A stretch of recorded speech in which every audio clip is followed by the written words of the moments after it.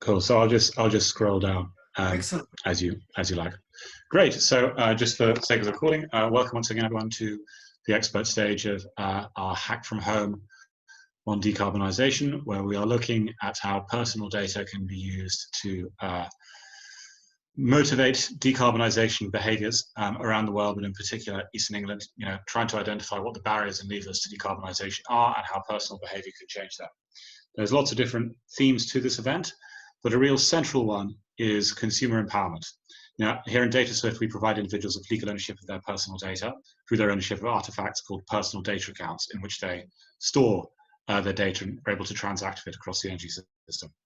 This connects with very major trends in the consumer energy market, notably that of prosumers and prosumagers.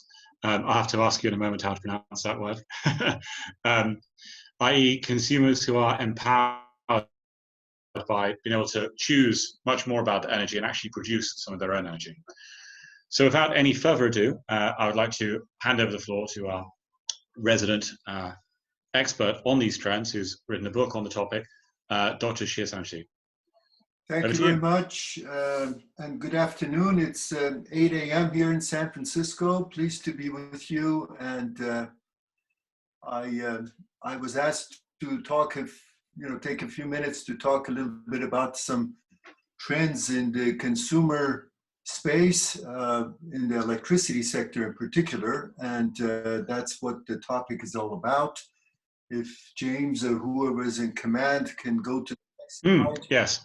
Basically, the message that I'd like to share with you is that as time goes on, consumers have more options and they're beginning to, exercise them.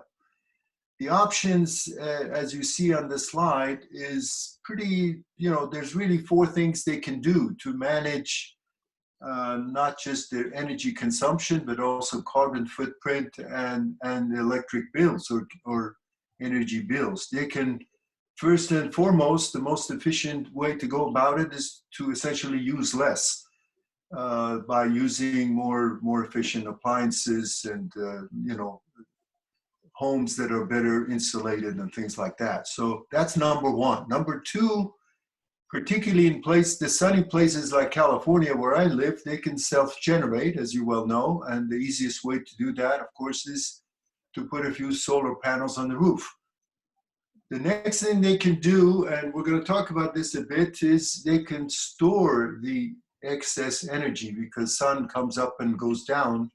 So to store some of that energy so you can use it later at night, there's lots of technologies, not just batteries, where you can store the energy.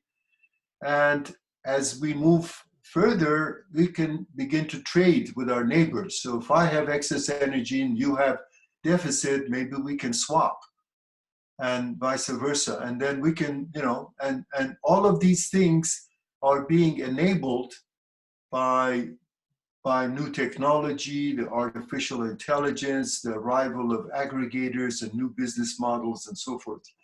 So a whole ecosystem is developing to help consumers move away from that traditional, just buy everything from the grid, if you will, ecosystem. And that's shown on the next slide. So if you go back a number of years, I forgot. This is the book that James mentioned. It's not an advertisement, but I've done a bit of work in this area. By the way, the words are prosumer. Most of you probably have heard this. That's a consumer that is also prosuming part of the time or producing part of the time. Prosumager is a prosumer who is storage. So it's a combination of production, consumption, and storage. Next slide, please. So the way the utility industry used to look like, and still does in some places, was central power plants, a centralized transmission network, poles and wires, and then the juice will be delivered to the house or the building or wherever you reside. Everything was one way.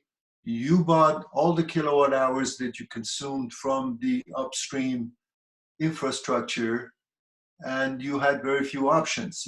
Basically, whatever kilowatt hours you needed, you had to buy from the network as illustrated here.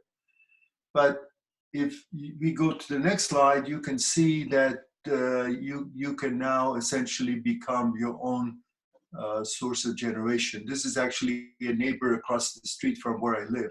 So almost the entire roof is covered with solar panels. This household, just two old people live in this house. They produce more kilowatt hours on an annual basis in sunny California than they use. And more homes and buildings are going this route.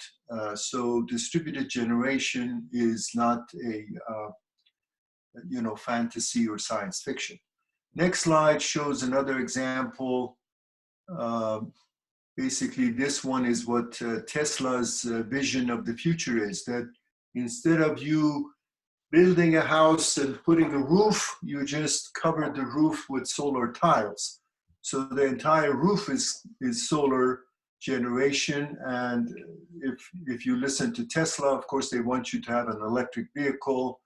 And if you look in the garage, the power wall in the garage is a storage system. So this is their vision and many people's vision, that they think that you can actually integrate generation, storage, and consumption all into a nice and elegant solution, which is efficient and self-sustaining and things like that.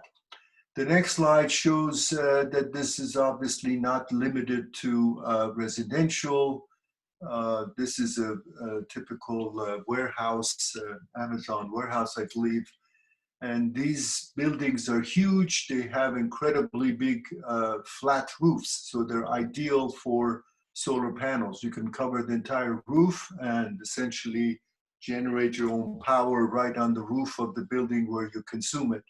So this is no brainer. It's happening all over the place, maybe not as much in England, which is not perhaps as sunny as California. Next slide shows basically where the concept of prosumer comes from. Basically, if you have solar panels, as I've shown, there are hours in the day, in the middle of the day, the sunny hours of the day, where you are producing more than your consumption in those hours. So you have excess, the blue portion is excess generation. And you can either sell that back to the network if they're paying you a decent credit for it, or you can store it, which really gets you to the next step, which is becoming a prosumager. And the next slide sort of shows what physically that might look like. Here's again a Tesla photo that shows the power wall so that you can store it. So prosumers can take an extra step, make an additional investment, of course, and store it. But you can store energy in a hot water tank. You can store it in your electric vehicle, as the next slide shows. This is another neighbor. You can, James, go to the next slide. Here's in California, where we've had that one and the one before. Doesn't matter. Okay. Both are the same. Basically, if you have a Tesla, in this case, one of my neighbors has 2 Teslas and 3 power walls. So they have plenty of storage. So that's an example of a prosumager. Next slide essentially shows that the technology is moving in the direction where essentially you can cut off, not only can you do the storage and generation and consumption in a package, but you don't really need connection to the network. For example, in the city where I live, all the parking meters are disconnected from the network, and I'm sure this is happening all over the world. It's not magical. You just need a small amount of generation and a little battery, and in this case, you don't need a lot of, the consumption is minimal, so you don't even need a network. And the next slide, these are all examples from my neighborhood. It's a light. It's a self-sustaining light in a park near where I live, 5 minutes from where I'm talking to you right now. As you can see, the top of the light is dark. Those are solar panels, and there are batteries in the pole.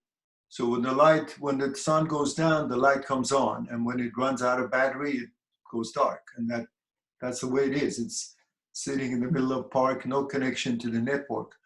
So it's pretty interesting that these things are happening. And I don't know how much this thing costs, but the city where I live decided that this was, I guess, worthwhile to install this one in the park. Next slide shows another example, maybe a little more useful. This is a bus stop in Zaragoza in Spain. It's a parking spot and looks like, it's a bus stop, looks like any bus stop, but the canopy is covered with solar panels on the top, and the ladies are sitting on batteries. So again, this unit, which can be connected or not connected to the network, it's a self-sustaining unit. It's a prosumager. It produces, uses, and stores energy all in one. And at night, the lights come on and you can see the schedule and all that. So it doesn't, for applications where you don't need a lot of, the consumption is limited, this kind of concept of a self-sustaining little network actually does make a lot of sense. You can put one of these anywhere on the road without needing an expensive connection to the network. And the next slide, if James can forward quickly. So, you can, people are now thinking about cars that would have, I think you went one too far. Anyway, you can make the entire exterior of a car to be made of solar panels, and there are models like this available. Now, this would not get you from one side of the country to the other, but if you're making a small, daily commute and you live in sunny Sydney, Australia, or San Francisco, you're likely to get enough juice to get, a few miles. So you're not totally disconnected from the network, but you are, for the most part, perhaps self-sustaining. And the next slide shows that these concepts are now being worked into building codes and standards. In the state of California, passed a building code in 2020 that requires all new residential buildings to be zero net energy. So basically, the building has to produce as much as it consumes on an annual basis. So the only way to do that is to make the building very efficient, use very efficient appliances, and then add some generation, mostly in the form of solar panels, and then bingo, you reach that sort of crossover point. And many homes in California, as I showed you, my neighbor across the street is actually not just zero net energy, but positive energy on an annual basis.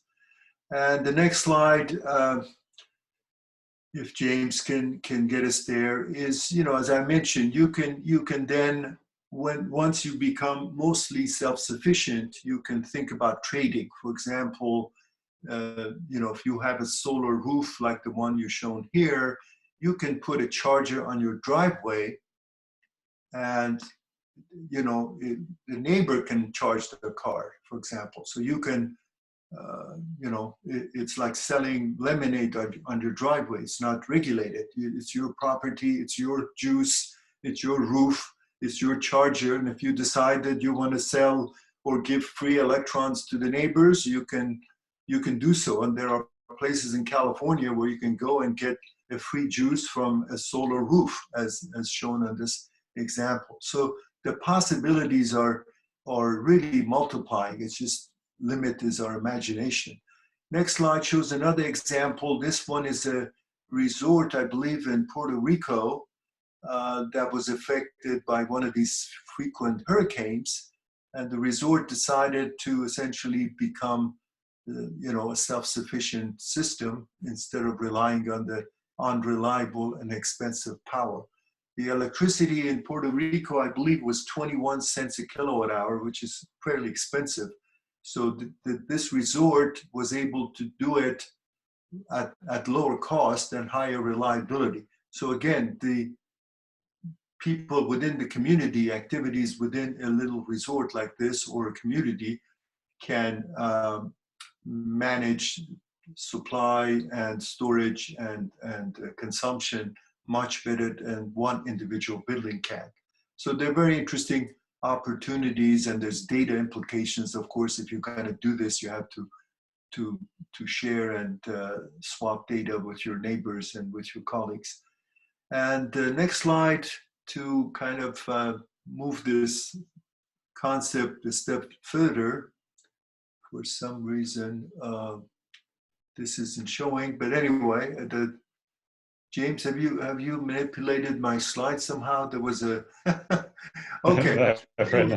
There was a pyramid which shows how people could move from the consumer paradigm to the prosumer and prosumager, and ultimately off-grid paradigm if they choose to do so. For some reason, it's not showing.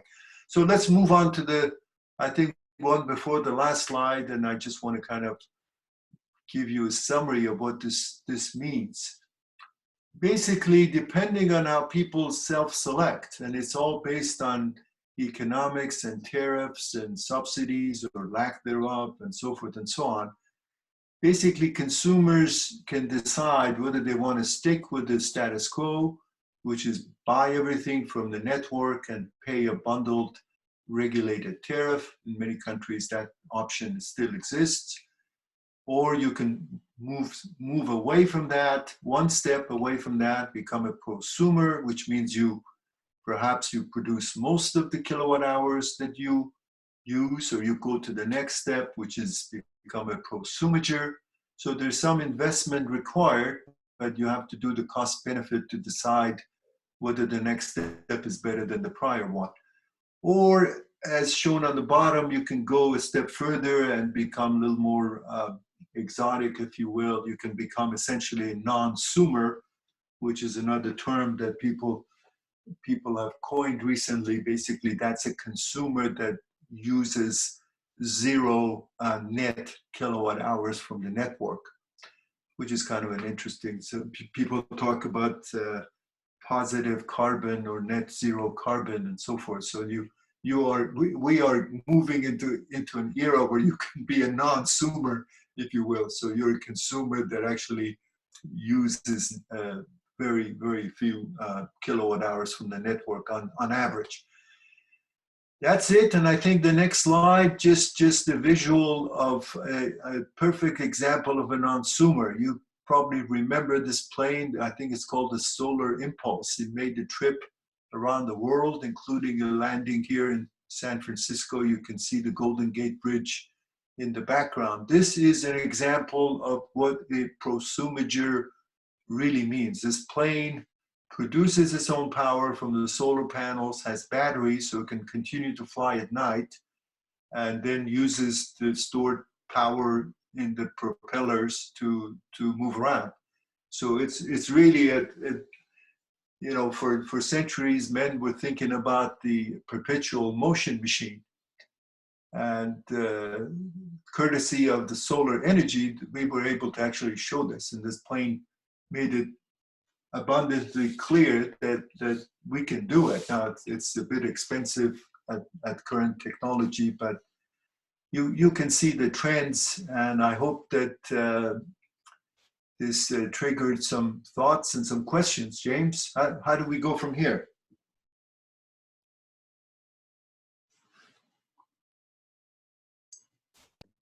Well, firstly, thank you very much. That was very interesting, a lot of very interesting trends. We've got a couple of questions that have come in, which I'd like to ask. So the first one is, can you hear me right? I've been getting unstable internet warnings. You can hear me? Yes, you're back now. You were gone a little bit. Great. You're back. Cool. So the first question is, are prosumagers generally concentrated among more affluent socioeconomic groups? If so, how can we ensure a wider spread of prosumagerism? Good question. Yes, currently, at least in California, where I'm most familiar with, both prosumers and prosumagers tend to be the upper income people. These are people that can afford, have big homes and big roofs and buy the Teslas and put the Powerwall batteries or whatever batteries technology they like. And they're not necessarily motivated by reducing their bill, although they typically do. But in other countries, in Australia, which is very distributed, I think it has 2.7 million solar roofs for a population of 25 million. So it's much more prevalent in Australia than it is here. And there, the data suggests that the people that are becoming prosumers are not necessarily the most affluent. They tend to be actually middle income and maybe lower middle income. And they're motivated by basically high retail tariffs. So there are advantages. It really depends on where you are and what the tariffs are and to what extent the excess solar generation can be sold back to the network for which you can get some credit. So there's a lot of variables that would determine which way things go. Did that answer your question? It sounded like it answered whoever answered that question. We have another one. Are there any existing prototypes or systems for consumers/prosumers to find where P2P energy trades may be on offer? To make what? Repeat the last part. To find where peer-to-peer energy trades may be on offer. The trading part is still work in progress. It's many networks do not actually officially allow you to trade with your neighbor. In most states in the US, for example, you can only buy electricity from the, regulated distribution company. So, there are examples of neighbors sort of having a wire across the wall to the neighbor, and they trade that way. But to do it formally and officially, I think a lot of regulation has to change to allow these kinds of things to happen. But one way to get around it is to form an energy community. And I'm actually editing a book on that topic, and it'll come out next year, hopefully.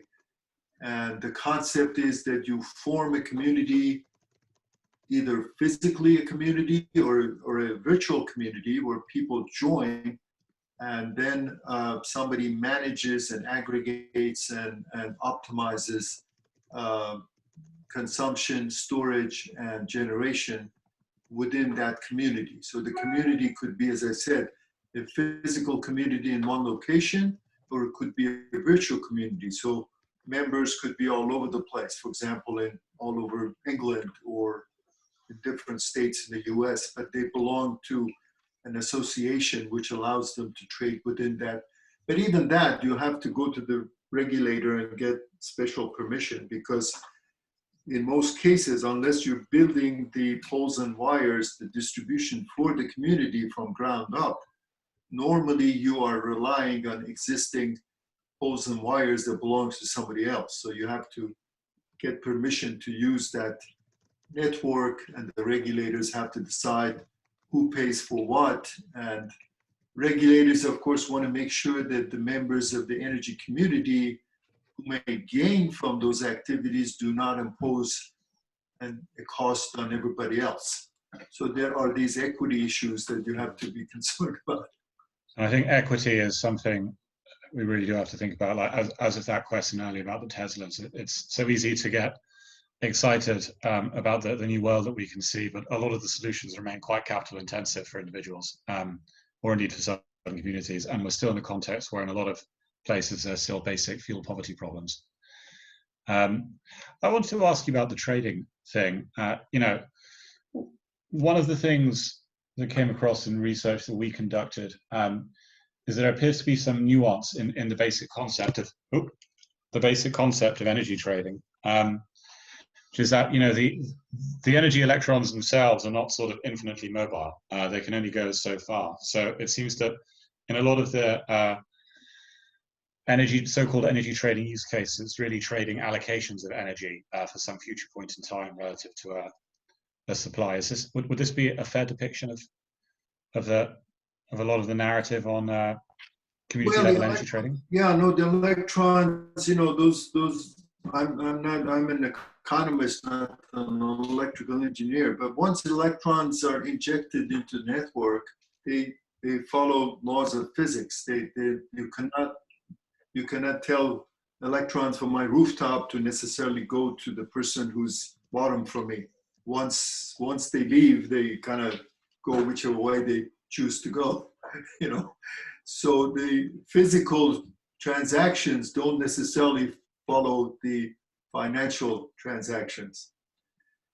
So it's a complicated thing. It's not like, I don't know, it's like not like selling widgets where the seller can send them to the buyer. Yes.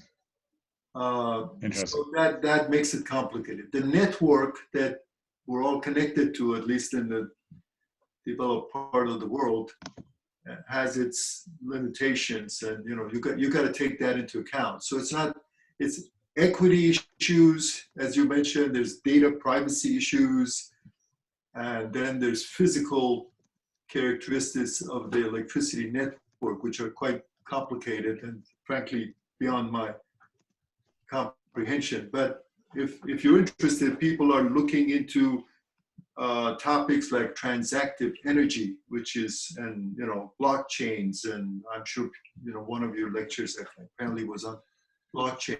So there are ways that we can facilitate and allow these types of complicated trades to take place, and so nobody gets. So the outcome is Pareto optimal. In other words, some people are better off and nobody's worse off. I think that's one of the concepts that people try to achieve. Now, I'm mindful of the time. We have our next speaker here. There's one more question I'd like to have answered. If you have any thoughts on it prior to us ending the call, which is, how do you consider that solutions of the sort of data swift, be it ourselves or any similar companies that provide ownership and control of personal data at the level of individuals, how do you see them fitting into the prosumer and prosumager trend? Well, that is a big area of interest. There's how the data is transmitted, who owns the data, is it encrypted, how do you avoid hackers to manipulate what was intended and so forth. I mean, these are all huge issues. A lot of companies here in Silicon Valley and elsewhere are thinking of ways of ensuring that data privacy is protected and transactions are properly handled. It's work in progress, again, in my view. Great. All right. Now I've got to draw this call to a close. Thank you very much for your contributions. I think that's a really interesting call. We actually have a peer-to-peer trading, energy trading application being worked on at the hackathon. I hope some members of that team was here. But thank you once again for your time. Real pleasure. And yeah, really, really great to have you with us. We're now going to move you off the panelist stage and invite up the next panelist. Thank you for your time. Thank you.